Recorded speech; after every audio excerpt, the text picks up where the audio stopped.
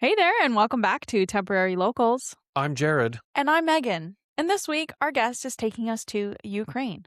If you're new here, Jared and I are an adventure loving couple sharing our real stories and experiences from the places that we've actually been. And sometimes we host fellow travelers who've been to places that are still on our bucket list. So whether you're planning your next adventure or you're just here for the storytelling, we are so glad that you're here.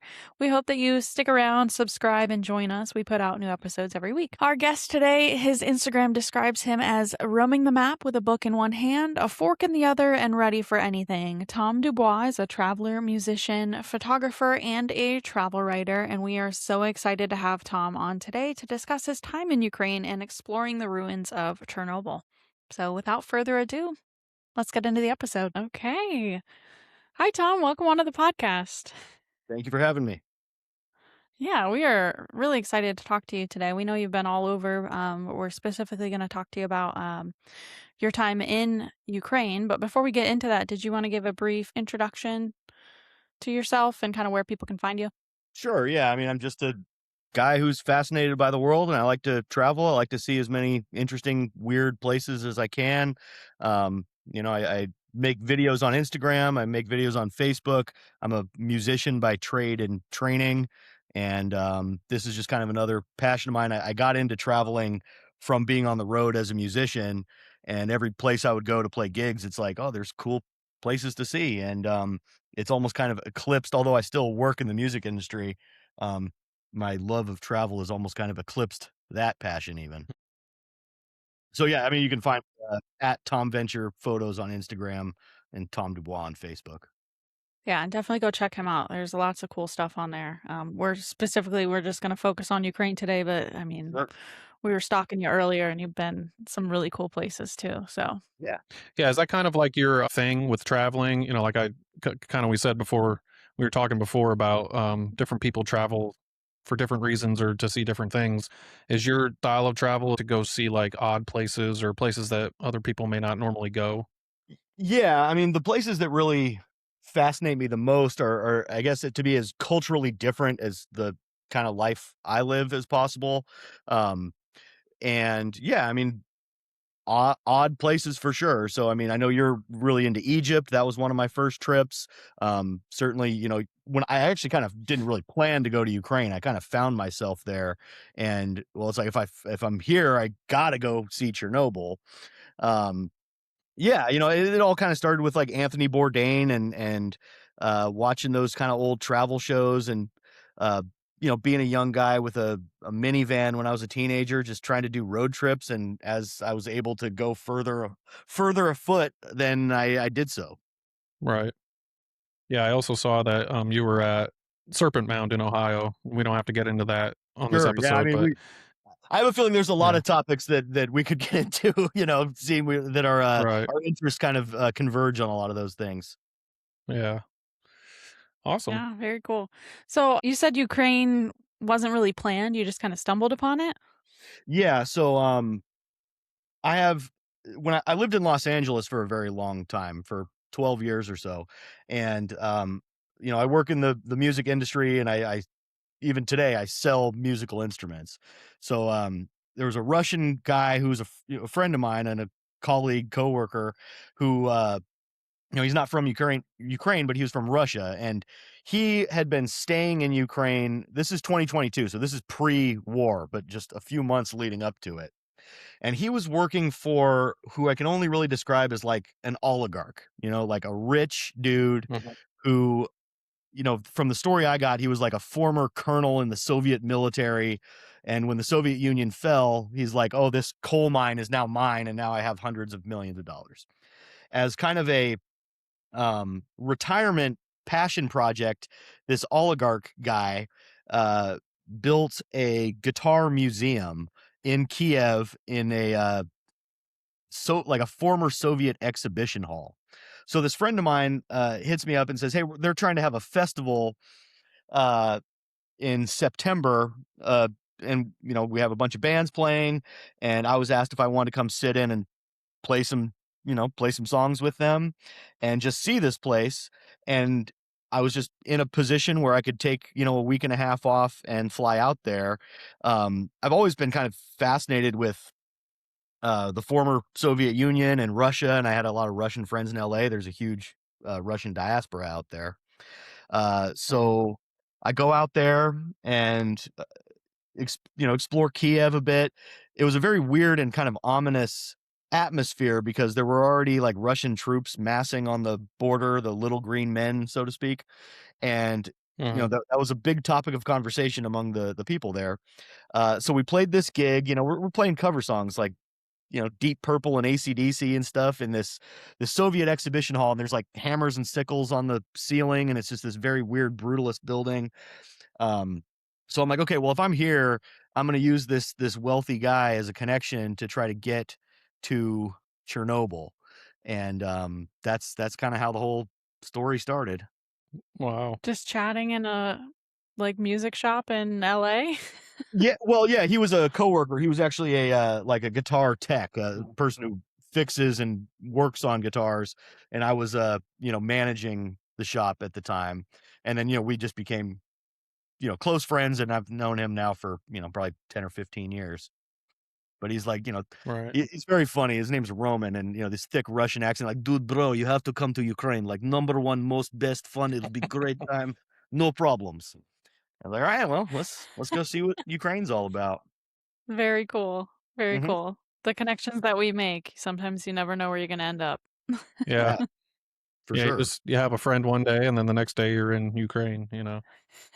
Absolutely. Yeah, absolutely. And it was so, you know, obviously Ukraine is kind of at the forefront of a lot of people's, you know, thoughts nowadays. I mean, before this war in 2023, I guess February started, I would venture to guess probably a lot of Americans don't know where Ukraine is or what it is. It was a pretty central satellite state of the Soviet Union. Um, a place I've always wanted to go is Russia, but Russia is very hard to get a visa. It's hard to get into. Um, and so I was like, all right, this is the next best thing. Um, Kiev, especially, it still is, and was a major city in the Soviet Union, and just being kind of fascinated with that history, wanting to see kind of behind the Iron Curtain, so to speak. I was like, all right, well, I have to go here. I have to see it, and it surprised me in a lot of ways, for sure. Mhm. Yeah, so I mean, you said that this was obviously pre-war, you being there, but Mhm. like, what sense did you get from the locals and the people you met while you were in Ukraine about Russia? I mean, were they, like, I mean, what was their really like thoughts on Sure. Russia? So this is like just pre-war. So this is like 2 months before the initial big wave. So there was Hmm. already a lot of buildup on the border. There were already some like incursions and things happening. Um, and I asked everyone about it, and everyone said the same thing. Nothing's gonna happen. Nothing's gonna happen. This happens all the time. Nothing's gonna happen. Um, my sense culturally, people now try to really make that there's this huge difference, like ethnically, linguistically. I mean, my sense being there, I'm sure you guys, you know a lot about the world. It's like Taiwan and China. Like these are kind of the same people in the same Yep. country in the same language, but different kind of political orientations. Um, there is a little bit of difference to the language between Ukrainian and Russian, but as far as I understand, it's mutually intelligible.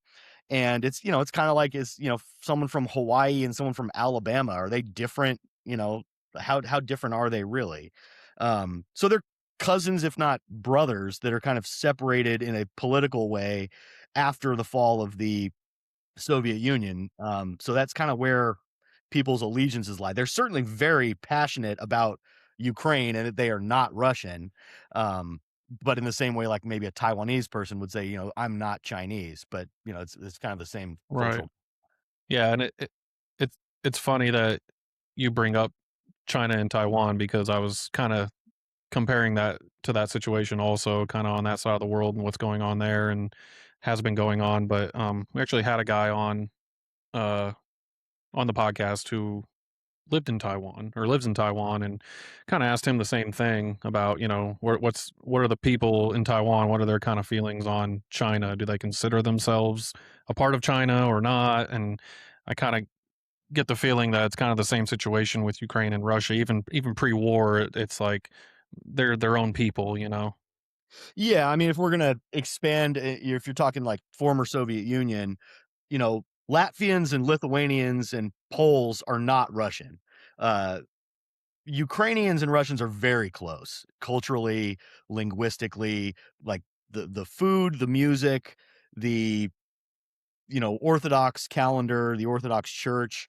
They're very similar. And then, starting basically in the 1990s, Ukraine looked westward, uh, where Russia, geographically is big enough Mhm. that it kind of was its own thing. But by and large, everyone's opinion, and this is September, late September of 2022, so a couple months before the war happens, was that nothing was going to happen, and those Russians can do what they want, but they're not going to come in and take over. And the kind of sad part about this whole story is there was obviously friends and connections I made there who kind of, after the war started, kind of went dark on social media, and I don't really know what happened to them. There was some communication with me and them after the war started, and it was pretty rough stuff. Oh, here's a video of a truck pulling into my neighborhood and handing everyone a Kalashnikov, or here's a picture of a dismembered foot that I saw in the middle of the street. Just pretty rough stuff. Many of these Mhm. guys were like young musicians in their 20s that I was hanging out with, and I'm quite certain that they were conscripted and ended up, or who knows what happened to them. Some of them I still see are still kind of playing music. I mean, war happens, but life goes on. In Kiev, the city still functions. Was one of the last kind of people to, I guess, to be able to fly in there. You cannot fly to Ukraine now. If you were gonna go, and you can go, you have to take a train in from, Moldova or Poland. Uh, Mhm. so yeah, I mean, that whole airport that I flew in at is now destroyed. Wow. Yeah. Yeah, wow. It's a wild place. So, Mhm. yeah, and I mean, just the whole, uh, you know, having been there right before this started, right? And Mhm. then, I'm sure you've seen stuff on the news, and just like you said, now that airport's destroyed, so just wild stuff to think about. But let's rewind to when you were there. Yep. And how was it like actually getting there, landing there? What was the first kind of thing that you did? Sure. Um, so I'm not sure how many people realize, the term like first world country, third world country. These are used colloquially when we're talking about travel. People don't often use the term second world country.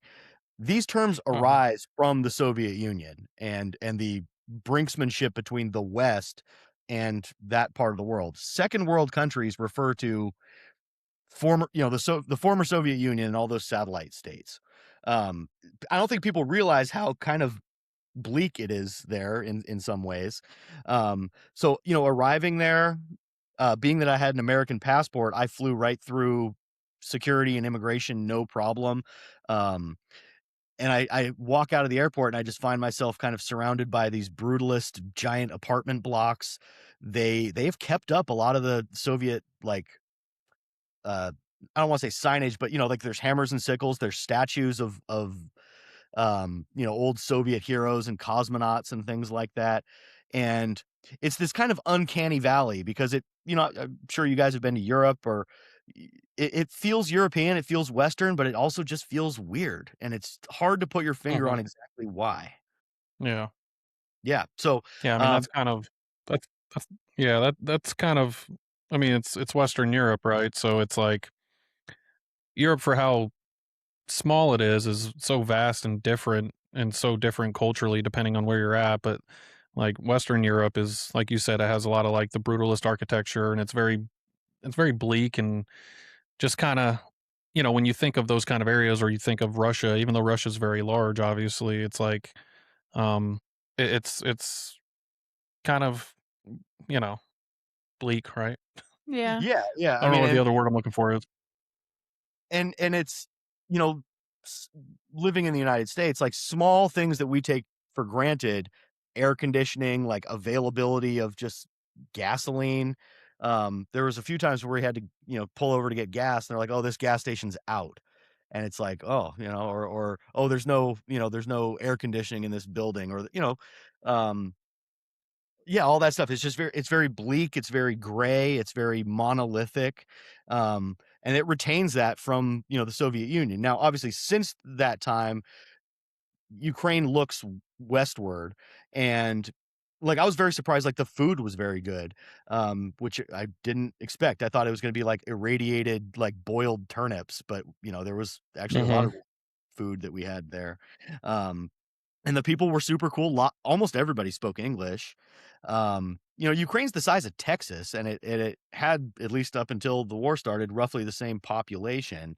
Um, so yeah, I mean, I wish I could have seen more of the country. I was in, Kiev and some of the outlying suburbs, and then I'm sure you guys are going to want to get into Chernobyl because, that a lot of people travel to a lot of places. I've met a lot of people who've been to Egypt or been to China. I have not met anybody who's ever been to Chernobyl. I'm definitely the only one, and that was a weird, like, super Mhm. surreal, um, it was just a super surreal place for sure.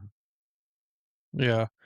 Yeah, and I mean, I think that's a big reason we wanted to have you on despite all the cool places you've been all over the world. It's like we like talking to people that have been, at least for some of our episodes, we like to really like talk to people that have been different places or odd places or places that not many people go. And like we had a guy on a returning guest on our podcast who went to Antarctica, and so we did an episode on Antarctica. And I think this is probably the only other episode that I think we have somebody on that will probably never have anybody else on that's ever been to Chernobyl again. You know? Yeah. Oh man, I could talk about Antarctica too. I was just in Ushuaia in February, the southernmost city where all those boats leave to go to Antarctica. Yep. But yeah, so Chernobyl. So obviously, for viewers who aren't familiar, I'm sure everyone's heard of it, and the popularity of the HBO series about it, really kind of brought it back into the public imagination. Nuclear power plant. It's like 60 miles from Kiev. Um, it was started to they started building it in the late '70s, and, in 1986, April, reactor number 4, explodes, from a mix of a very poor design and human error, and, any of your viewers who wanna get more into that, I mean, Midnight in Chernobyl, that is the book you're gonna wanna read about that. It really lays out the whole thing. Like, I'm not a scientist, I'm not an engineer, um, but people are fascinated with, like, radiation, because it's such a mysterious force. Like, it's all these superheroes, like, you get bit by a radioactive spider and you become a whatever. People have all these kind of weird and grandiose ideas about, uh radiation. So a nuclear disaster, especially basically the worst nuclear disaster in the history of the human species, um, captivates the imagination. And so I knew I had to go there. So I there are tours, or there were, that pick you up in a tour bus and take you to Chernobyl, and they kind of traipse you around. Oh, this is the red forest, it's radioactive. This is the hospital where the firefighters went, and this is the this and that. My experience was very different because this oligarch fella essentially arranged to have a government minder pick me up. um I was staying in this, like, he had this mansion on the side of town, and he had kind of a apartment. I mean, to call it an apartment, a huge lavish place in the center of Kiev. He had, this government minder pick me up. Her name was Svetlana. Was, like, right out of central casting.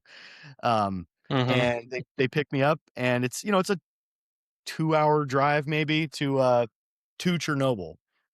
Now, the exclusion zone itself around it is enormous.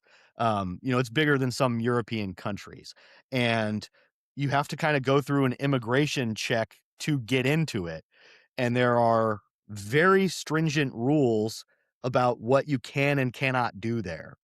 Um, don't touch anything. Don't kick up any dust. There's a lot of, like, moss and kind of plant matter. Like, don't kick it up, don't breathe it in. The biggest one is, like, don't take anything. Because there's a lot of stuff you wanna Mhm. take. Like, You see a teddy bear on the ground in an apartment, like, I want a radioactive teddy bear, like, I wanna take that with me.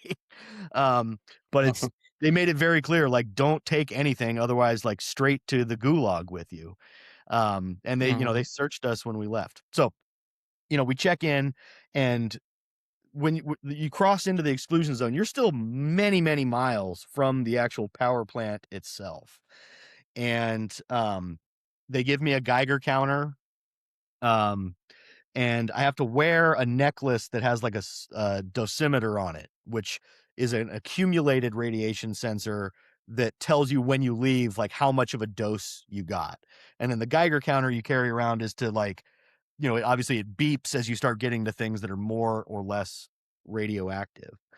Um, Mhm. so there's I mean, this is an abandoned city essentially around there. Pripyat is the name of the actual town. Um, and it's essentially frozen in time. I mean, from 1986, I was born in 1988. So I kind of think of it, this is like around the same time I was, being born.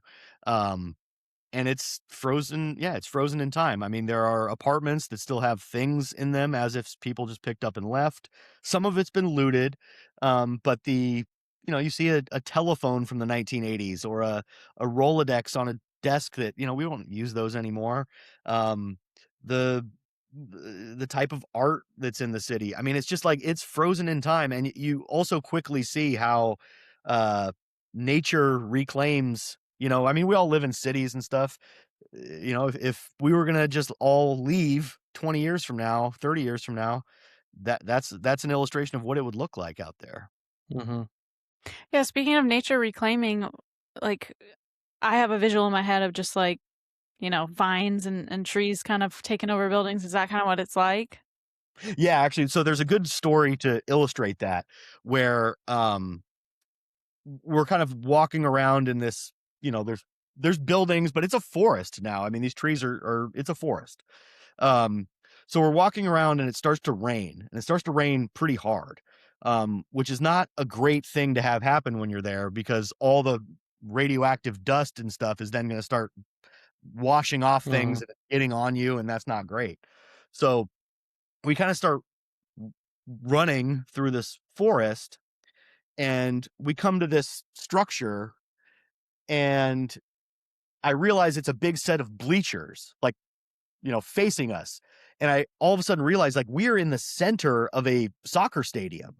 And I had you had no idea. You're wandering around this forest. You have, we didn't enter a soccer stadium, but here's the remnants of these bleachers that are now facing us. It's like, oh, I'm on what this forest used to be a soccer field, you know, 30, less than 40 years ago, and now it's a forest.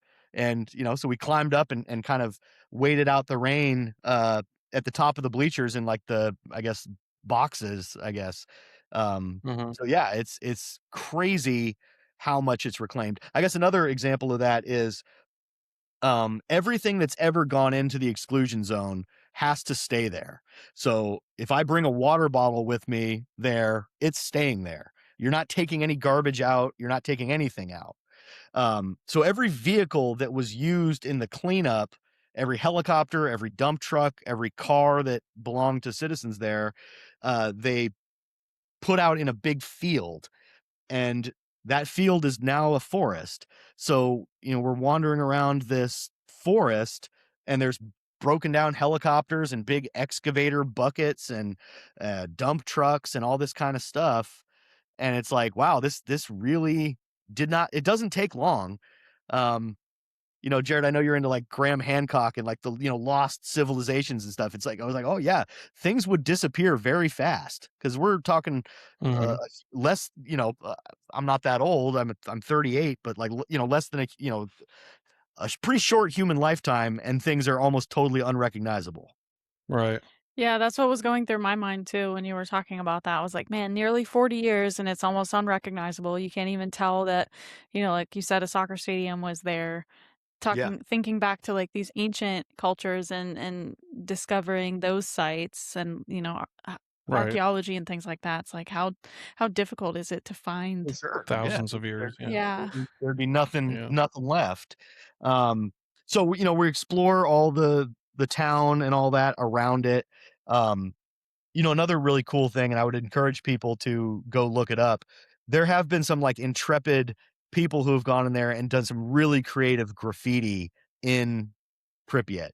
So, paintings of like bears on the side of the wall in spray paint stencils. There was one particular uh, piece of graffiti I saw that was like someone playing Pokemon Go. So there's like a Pikachu and like a guy with a phone painted on a wall. I thought that was kind of interesting. Um, so all that's very cool. And then we get to the power plant itself.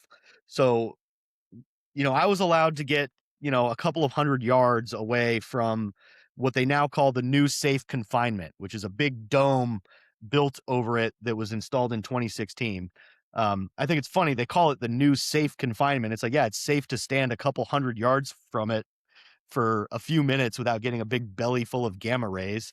But this crazy big structure that's there, and it's actually since been damaged during the war. A drone crashed into it, but they built this big thing and they slid it over the top, and under that structure is supposed to keep this thing contained for the next you know several thousand years, um, which is just like kind of crazy that we're just going to have to keep monitoring and rebuilding this place, you know, forever.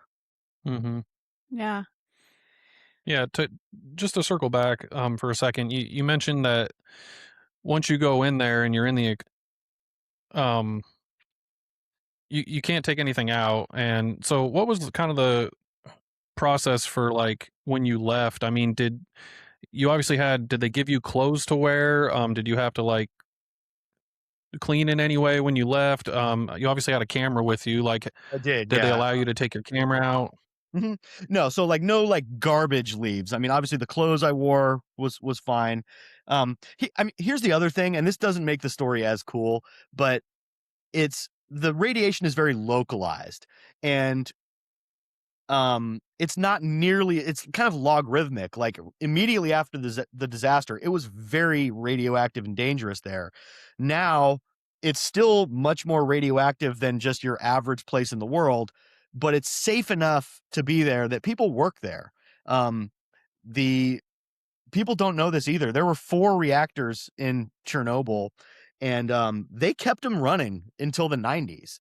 In fact, actually, I think until the early 2000s. The other reactors remained operational long after reactor number 4 broke down. So there's people working there. There's people, doing all this stuff. When I left, they read my little dosimeter and they said, okay, so you actually probably got more of a dose of radiation on your flight here than you did here. So, uh, that being said, I mean, there are some dangerous places. There's the kind of the red forest.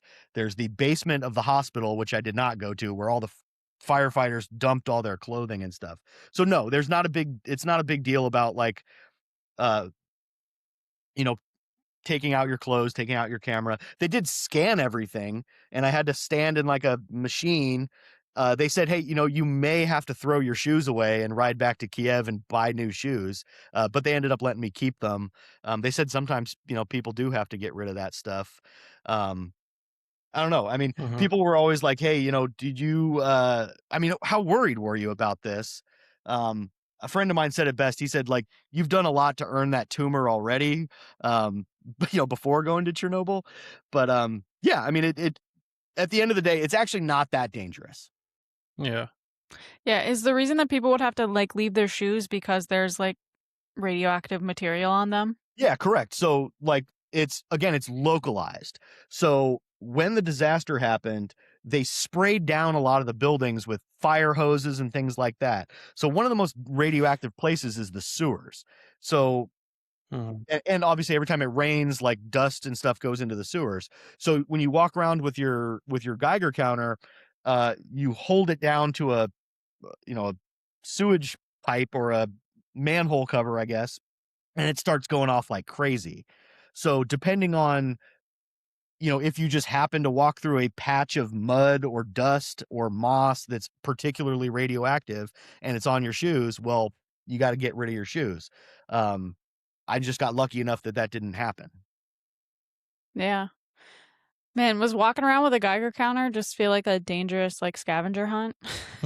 Yeah, yeah, and so you can adjust the Geiger counter's sensitivity, um, because if you had it like, if I just had it here in my house, it wouldn't be going off, but if you had it set at a normal setting in Chernobyl, it would be going off all of the time, so you have to, like, up the, like, threshold that it will pick up. And at first I was there, like, "Oh, like, it's 3, it's 4 Röntgen, it's not so bad." There were certain places, like, holding it up to the, manhole cover, I mean, it was jumping up to, like, 600, which is not good, that's definitely not good. Um, there's a forest kind of that was just downwind of the reactor that is kind of considered one of the most radioactive places in the world. They call it the Red Forest because the level of ionizing radiation that affected these trees kind of made them look like it was perpetually fall, like it turned them red. And it's just, you know, there's all these animals and stuff in there. That's actually another interesting topic is the return of wildlife in the area. Um, Mhm. it's just yeah, it's just is crazy. Yeah, that was something else I was gonna ask is, like, what kind of wildlife did you see there? And I've heard that there's, like, dogs that'll be running around and, did they have 5 legs? Yeah, oh, that's everyone asked that question because everyone's seen cool YouTube videos about the wolves and the dogs. Mhm. They're like, "Are they blue? Do they have 5 legs?" No, they look like regular dogs, but there are lots of them. These stray dogs Mhm. they have no predators, obviously. They've just proliferated like crazy, and I mean, dozens and hundreds of them everywhere. And that does kinda, Wow. like, tug at the heartstrings a little bit because 'cause you're like, "Oh, dude, I wanna bring a Chernobyl dog home." Like, how cool would that be? Like, "This is Yeah. Mishka, I rescued her from Chernobyl, I brought her back." But they will not let them leave, because if they Mhm. breed with other dogs on the outside, now all of a sudden you're tainting the gene pool and spreading things around. There's a lot of stories of species that are otherwise unknown to Eastern Europe, that have come back. Moose, like, there are, moose walking around in the forests out there, um, packs of wolves, and some of these animals have developed interesting mutations, but they're not as, like, they're not as obvious. Like, some of these packs of wolves have been seen to have somewhat kind of resistance to certain cancers and things like that. So unfortunately, no like five-eyed dogs or anything like that. But yeah, I mean, wild boars everywhere. Stray cats. I guess elk and deer and stuff like that are all over the area. Um, People still live in the exclusion zone. Like, there are people who live there still, who have refused to leave, and there are a lot of stories of, "Oh, these people are all in their 70s and 80s now, and they've never left, and they're all really robust and healthy. Like, is it the radiation?" No, I mean, I think it's because these people grow all their own organic food and, like, chop wood into their 70s and are very active, like, that's probably why they're doing so well, but Right. they're still Yeah. there. Yeah, the animals having resistance to cancer is very interesting. Yeah, especially wolves, because Um Yeah. being predators, they should be getting it worse because they're eating Right. other critters, and so they get all that radiation. I don't think this Yeah. is actually particularly well understood, but they seem to have some, and there are obviously doctors and radiologists and stuff like that studying this because they're like, well, what's to this? Other stories you read online are, or some people even told me there, although I think it wasn't as well known at the time, there are like bacteria that are seeming to eat radioactive material, and they just don't really understand why this is. um so I mean, who knows what kind of knowledge can be gained from it, but it's just a weird experiment to see, what happens when you abandoned a once thriving suburb, city, basically.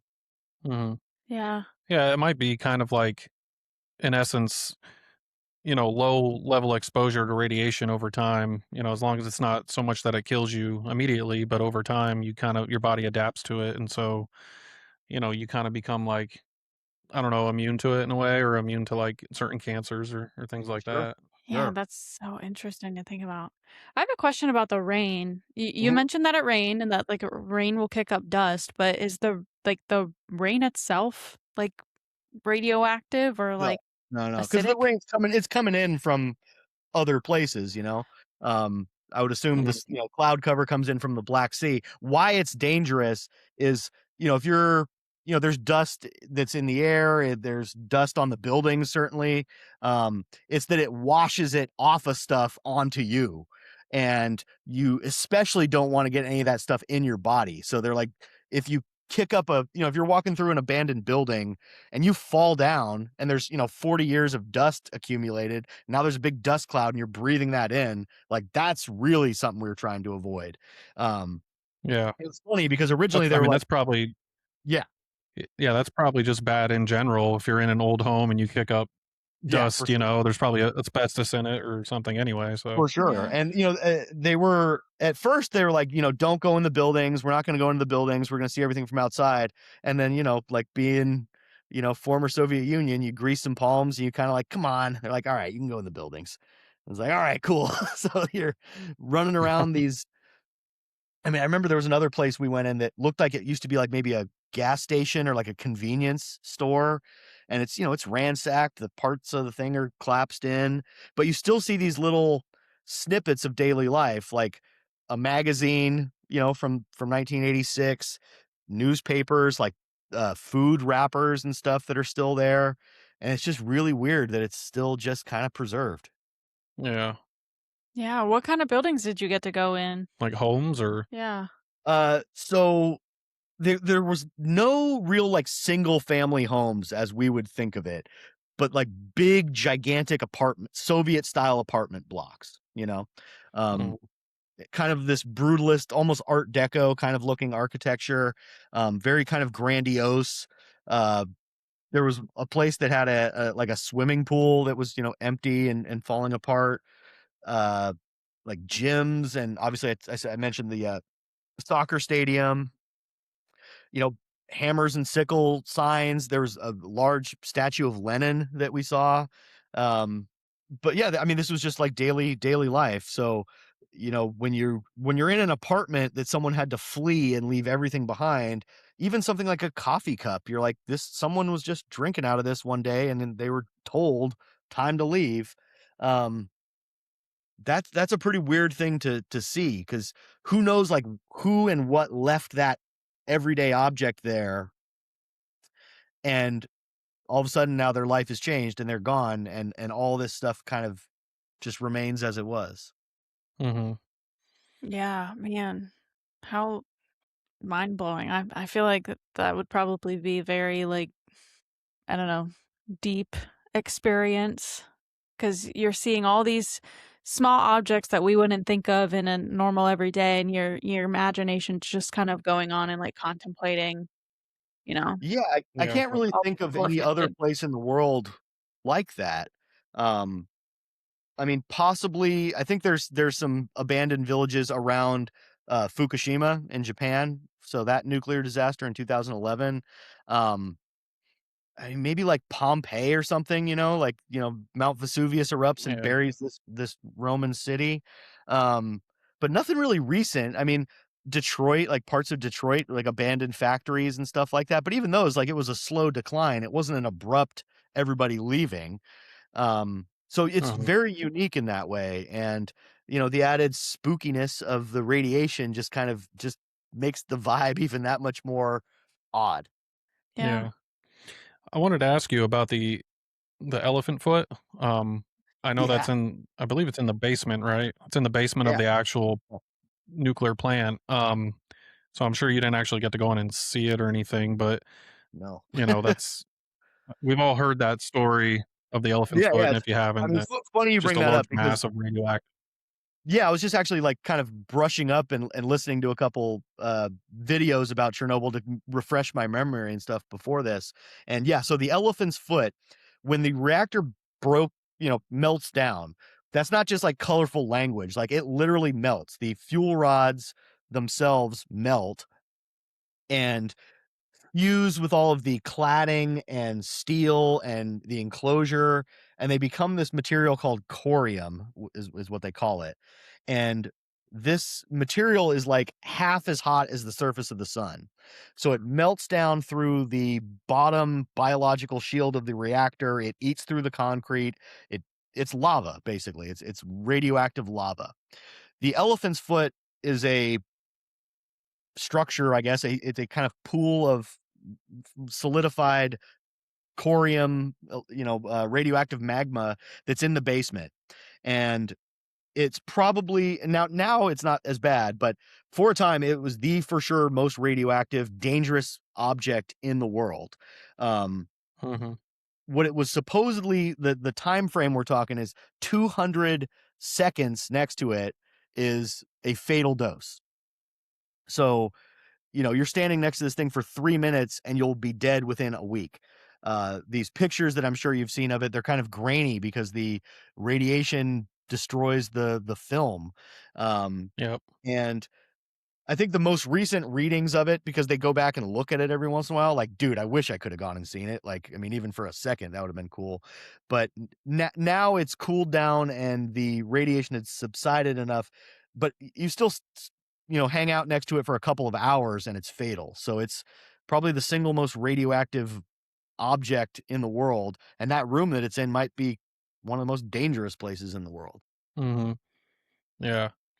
And Yeah. so aside from, the device they gave you while you were walking around, I mean, did they give you any sort of protective gear? Did you wear a mask of any kind? I mean, I saw your videos and you weren't wearing a mask, but I mean, is that not something that would help in any way or? I mean, maybe it would have. No one else was. The workers weren't. Now you got to also think this was like, I want to say like peak COVID, but like, COVID was going on. This is 2022. So like there's a lot of places that were still very cautious of that. Nobody in Ukraine thought any of that was real or wore masks or anything. It was almost like it was didn't even exist. So no, there was no protect. I was assured by these people who are apparently experts that, you know, if your Geiger counter starts going off like crazy, like just walk away from that area and you'll be fine. Um, don't kick up dust, don't coat yourself with things, don't touch stuff. And basically you'll come away from here with the equivalent of, a couple of chest x-rays or, going to the dentist, they, x-ray your face. It's kind of like that. So it's by and large safe to go there as long as you're not like eating dirt or, taking stuff or rubbing things on your body. Yeah. Yeah, I mean, I could see how visiting there once would seem okay or safe enough, but I mean, like you mentioned, the people that work there every day and stuff, I mean, it's got to have some sort of an effect, right? I mean, that would be like getting a chest x-ray every day Every and day, yeah. that's Yeah, not yeah, good for you. sure. Definitely not. I mean, they're definitely paid for it. Um, Right. and most of the people there now, so it's been totally decommissioned. It's not active in any way whatsoever.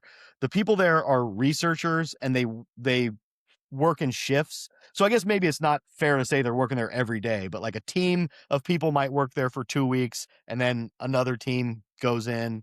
But I mean, there are some people living there too. So who knows? I mean, radiation is a mysterious thing to most of us. And in some ways it's absolutely super duper dangerous. But going there, it's like, well, okay, maybe it's like not quite as bad uh as I thought in other ways. Yeah. Wonder what the housing market's like in the exclusion zone. Cheap houses. I If there I don't is. think I mean, we joke, but like I don't think you're allowed to buy and sell. Like the few people that live in it, and it is very few. I think they said like maybe 30 or 40 people have been living there since before the disaster and just have refused to leave. Maybe were made to Mhm. leave for a time, but eventually were allowed to come back. And these are like, very rural people. Who, they grow everything they eat. They have chickens. They get their water out of wells.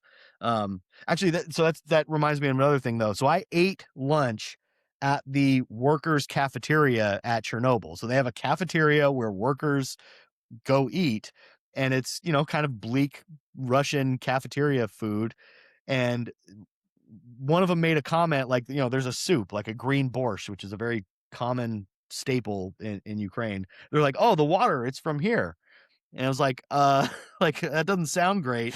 They're like, "No, no, no. It's from a well. The Yeah. well goes well below, like, there's no radiation that far down." That didn't really make me feel any better, but I mean, I still ate it. Yeah. Yeah, you ate and drank from, Chernobyl. Noble water. Yeah. Crazy place. So If the this ever town settled down, I would definitely recommend people to go see it. Um, it's just that's the other thing that makes this more interesting is, like, now you can't. Had this war not have Yeah. broken out, there were tour buses and tour companies. You could go on TripAdvisor and book yourself a Chernobyl tour, um, but now you can't. So it's just even more of a kind of exclusive thing. I feel very fortunate that I got to see it because, again, it really wasn't something I sought out, but it made me. I'm still super fascinated with the whole story of how the whole disaster happened, and then the, attempted cleanup, the attempted cover up, all of it. Yeah, yeah, we were kind of, doing a little bit of research before and, finding out that it was like 2 days after before the Russian government even said anything because they were Right. detecting levels of radiation in Sweden, Yeah, yeah. I mean, they couldn't do and they were anything. kinda, like, forced.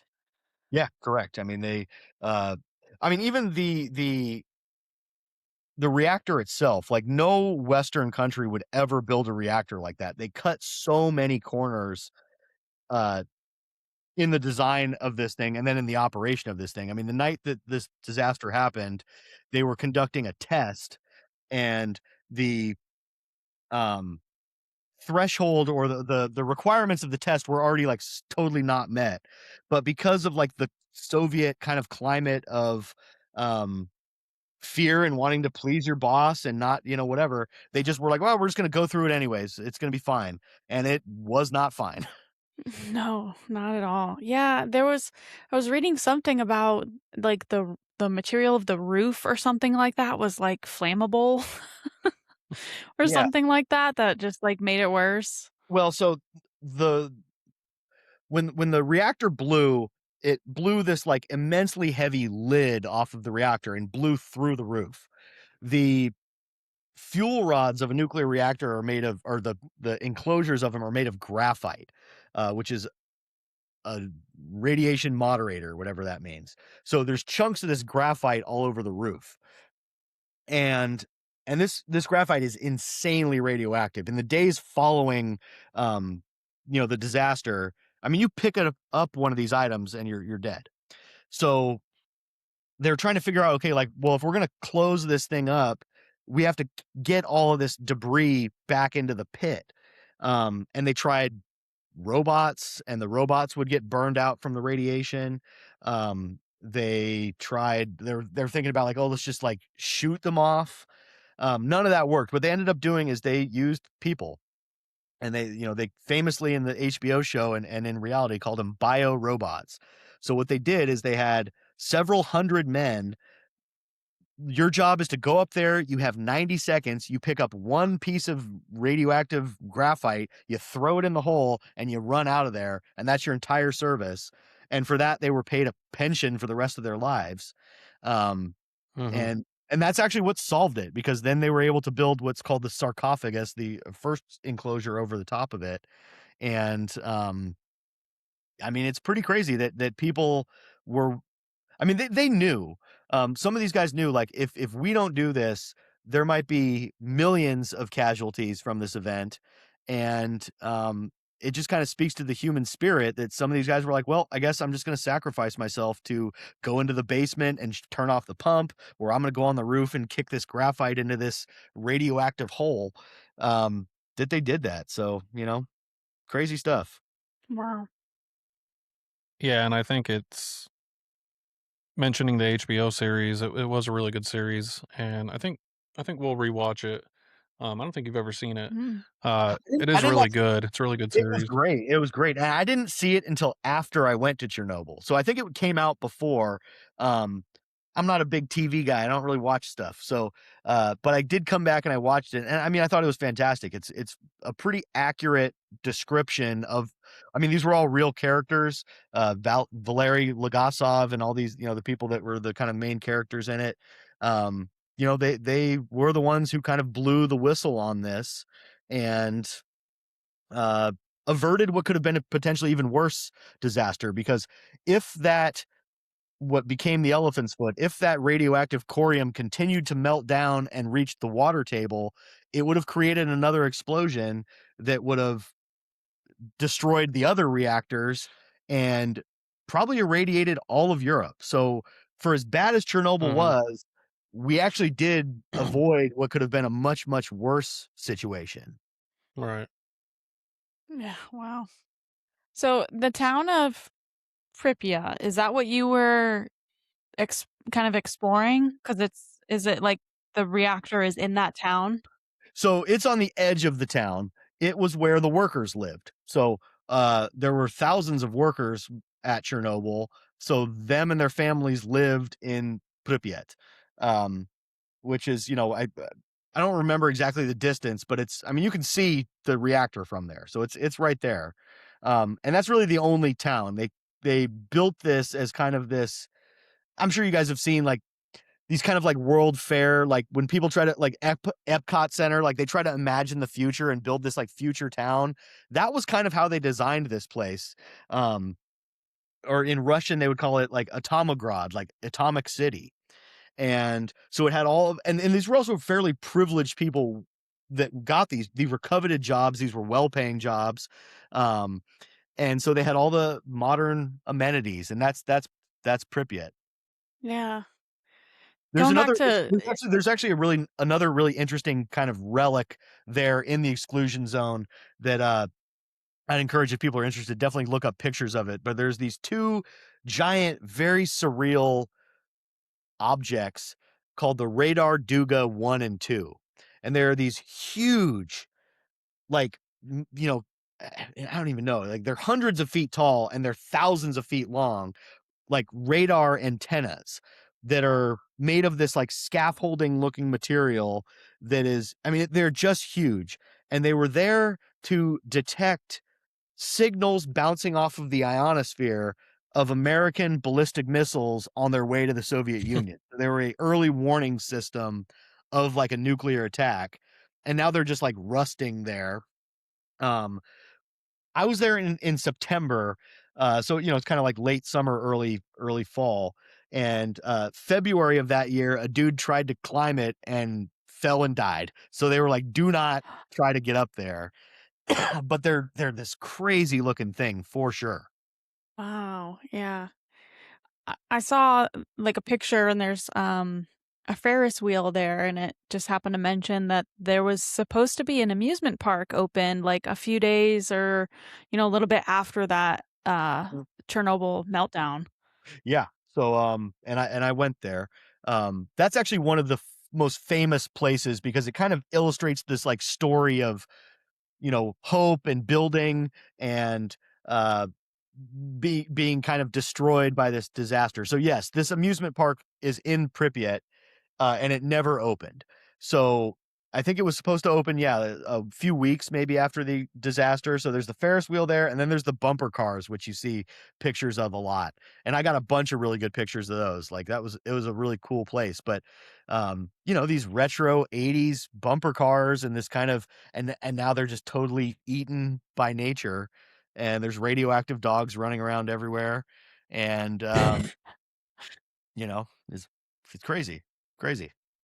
That is crazy. It's probably got to feel like you're like we've all seen the movies where there's like nuclear war and then the survivors come back up to the surface and everything's just there's no people, everything's abandoned, and it's just like a snapshot in time, just with the absence of of people. And so it's got to kind of feel like that, like you're just like maybe there was a nuclear war and now you're just walking around this town and everybody's gone and it's just Totally. everybody just kind of left it as is.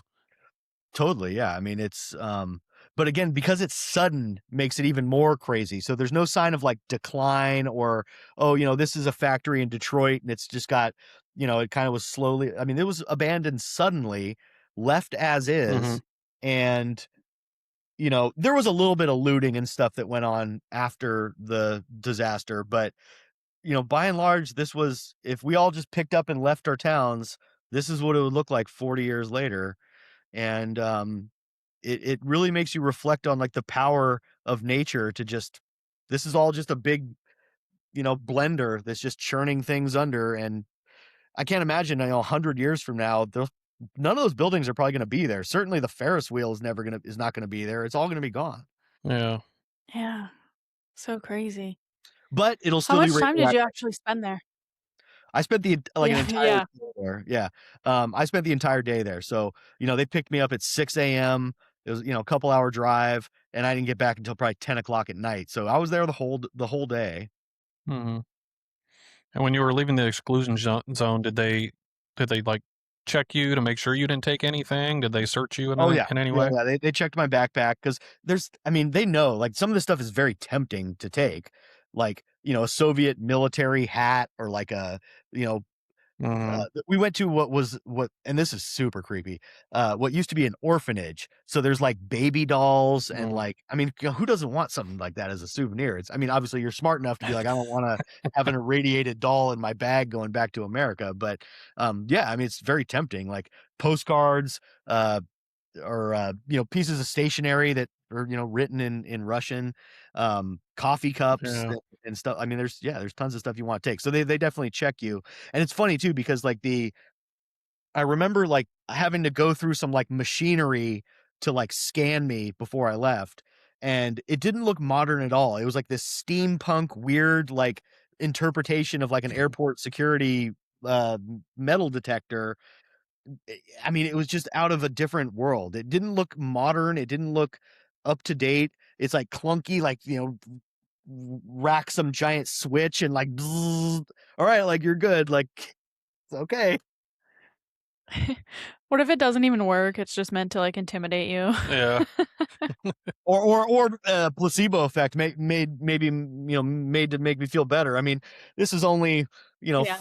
4 years ago, so I may not fully know the ramifications of my trip to Chernobyl until much later in life. Yeah. Well, like you said, it's a good thing, because if you had taken anything, you could have ended up in the gulag, but you would have had a story there. Yeah, Yeah. for sure, for sure. Well, being how quickly the war started after, I probably would have still been in the gulag, and that would have not been a fun time.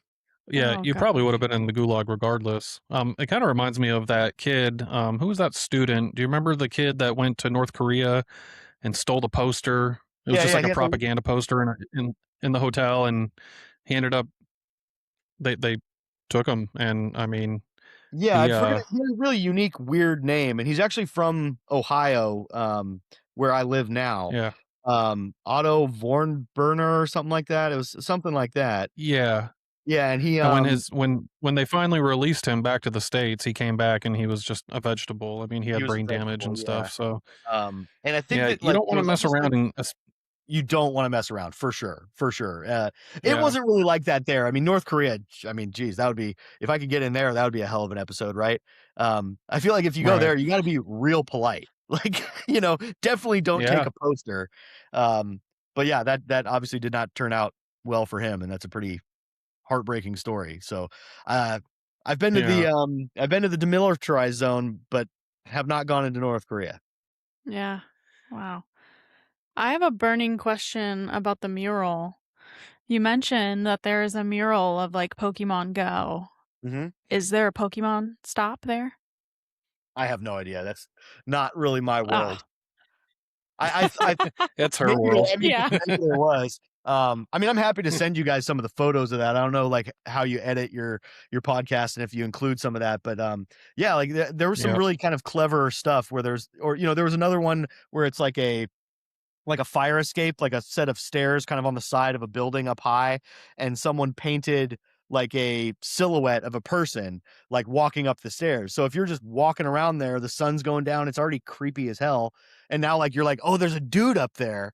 It's so there's all this kind of clever stuff that that some of these intrepid artists put out there to try to, I don't know. It's just, again, it's kind of the a testament to the human spirit. Like people found funny kind of ways to make statements about this in the thing. The Pokemon piece of art struck me as like, why are you coming here? Like, this is not a tourist trap. You know, get out of here. And that was kind of, I felt like the Right. commentary that it was offering. Yeah. Yeah. Yeah. That is very cool. Yes, we do. We would love anything that you send to us. We'll post it on our Instagram. We do like little posts for each of our episodes. So yeah, absolutely. Yeah, I'll definitely do that. So you left Chernobyl, you left the exclusion zone. Did you do anything else before leaving Ukraine? Um, so, so I played the show first. That was, you know, crazy and weird. This Soviet exhibition hall, I was told, was built by German prisoners of war in the 1950s. So captured Nazis built this crazy, you know, exhibition hall. There's like stucco hammer and sickles in the ceiling, and we're playing rock music. It was very weird. And then just basically exploring Kiev, which, I mean, beautiful city, and it's really uh, you know, heartbreaking that that is not a place you can really go any longer. You know, there's Mhm. 1,000-year-old churches. There's these Orthodox, you know, the kind of onion topped kind of cupolas.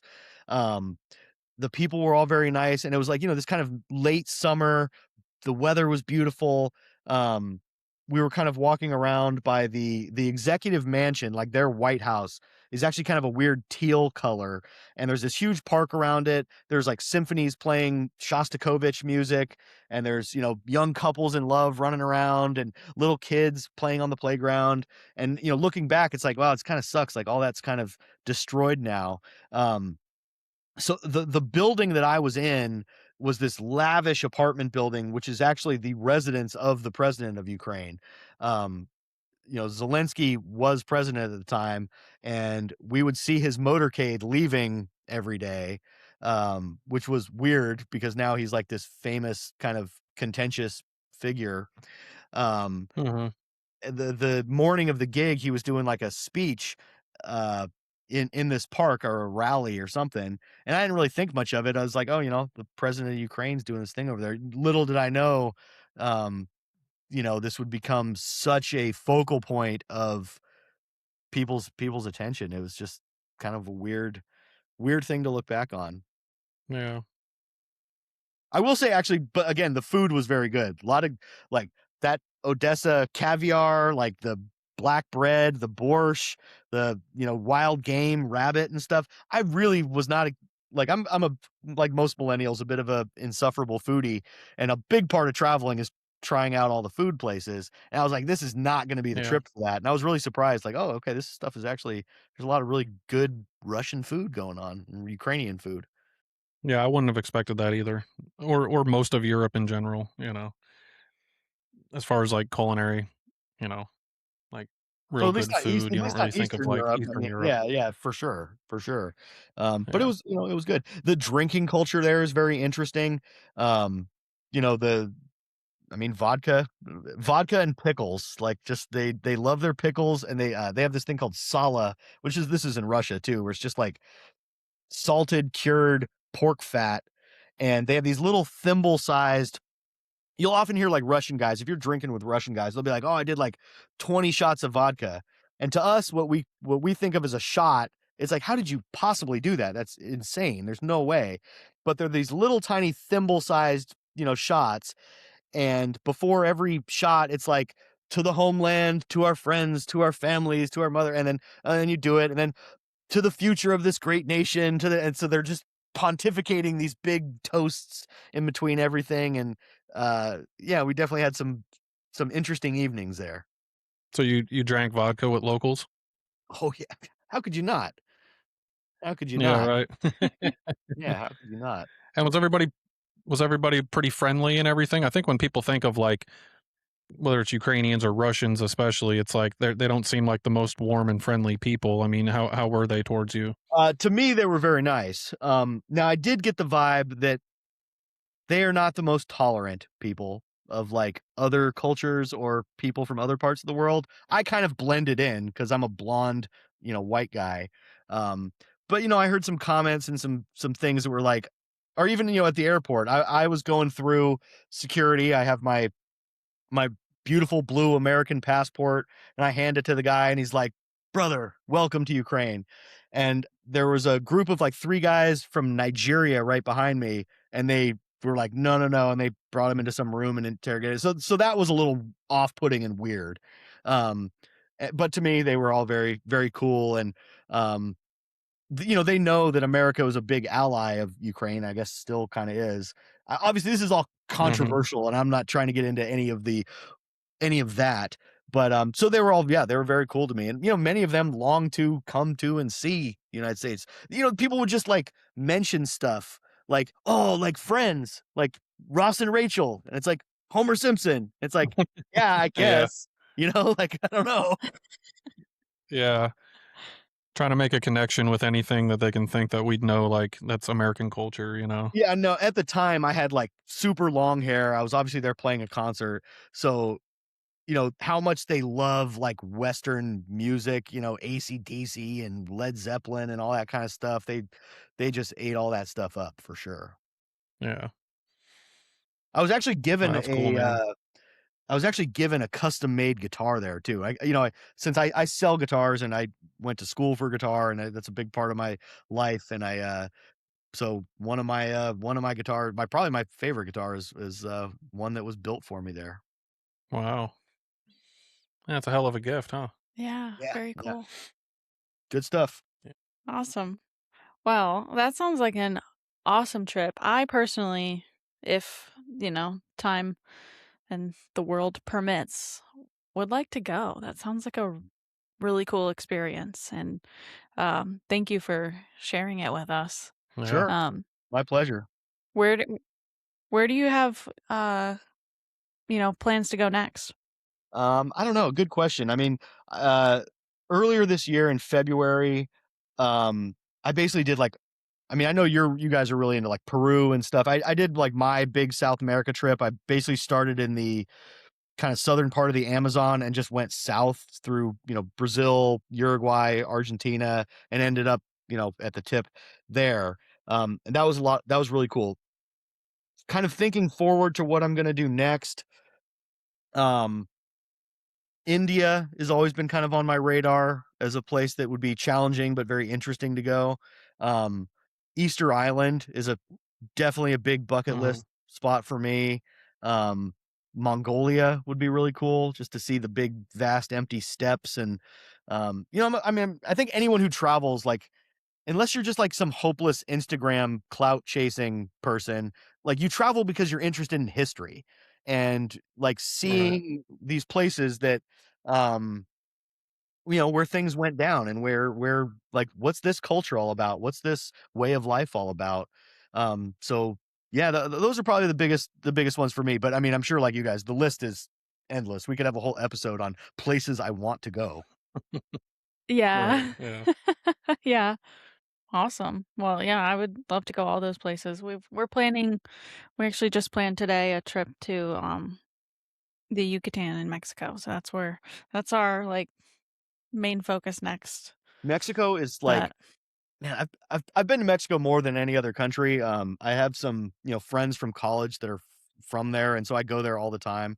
I'm actually going to a wedding there next year.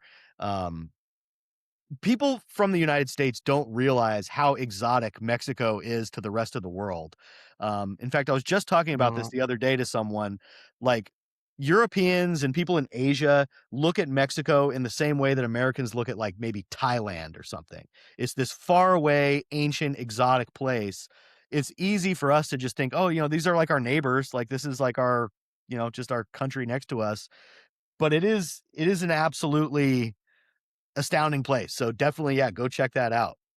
Yeah, I've been to Mexico more than any other country too, aside from the US obviously, and um Mexico is also it's a very big country, and so it's a lot like the United States. It's very different depending on where you are in Mexico, and my favorite part I've been to is the Yucatan, so we're gonna go there and spend a Yeah, few days I there. haven't been to the Yucatan. Mexico City is absolutely incredible. Um, Mhm. Really the whole country. I mean, m for most of my life, I've lived in states that border Mexico. So, Arizona, New Mexico, California. So yeah, going to Mexico was an easy way to, catch a cheap buzz, see some cool history, and, just generally get away with bad behavior. Yeah. Hopefully you get away with it. Yeah. Yeah, fingers crossed. You got to be careful going down to Tijuana. You know what I mean? Been there, done that. I hear you. All right, man. Well, we Awesome. appreciate you coming on, and when you go on one of those other trips, we'll have to have you back on, and you can talk about those too. Oh, I very Yeah, we'd much love to hear appreciate it. the stuff. I mean, I have a feeling we could go on and on about Graham Hancock and ancient civilizations and weird, all this fun stuff. It seems like we're on the same page with a lot of stuff. I mean, fascinating. Yeah. Yeah, and that's really been like a really awesome part of starting this podcast is like since we've started it, we've made so many friends and just like other travelers and people that we probably would have never like, you know, got to meet otherwise and we've, kind of have like a little community now of like people we're just friends with and we check out each other's stuff and we support each other and so yeah, it's been really cool to like meet people and get to know people and Yeah, so we I'm appreciate you curious. coming on. I'm curious, just briefly to kind of ask you. I mean, sometimes I ask myself, like, why am I even putting out like travel content? Like, why am I filming this? And like, you got to recognize, like, a lot of people, they never really leave their hometowns. Like, they really have no interest in going out, or they're just kind of scared to. And like, if there's any reason to film and put out some of the stuff I do, it's like, get out there and see it. Like, what's the worst that can happen? Like, these places aren't as dangerous as you think. It's not that scary, and it's even not that expensive. Like, you can do this stuff on the cheap and go see it. Like, might as well, right? Right. Yeah. Yeah, that's kind of a lot of I have I have like a tagline or whatever you want to call it when we first start the episode, and it's like whether you're here just to hear the stories or you're actually planning to go somewhere, like we're happy that you're here, and that's kind of why like when I post on my social media too, it's like to show people like these things are out there, you can go see them, even in the U.S. Sure. So Yeah. Yeah, I mean, even like, the name of your guys' podcast illustrates that point. Like, if I'm not trying to go and just take my selfie and get out of there, I'm trying to enmesh myself with the people from there and, be a temporary local, I guess. So that, that's that's the way to do it. It's not a comfortable way to yeah, Yeah. necessarily, but it's like, who wants to just stay in a resort? Like, you can go sleep on a, floor in some village somewhere. Like, you're going to get a lot more out of that. Right. yeah, Yeah. It's about really immersing yourself in the culture and really getting out there and meeting people and kind of, you know, getting off the beaten path, I guess. yeah. We try to anyway.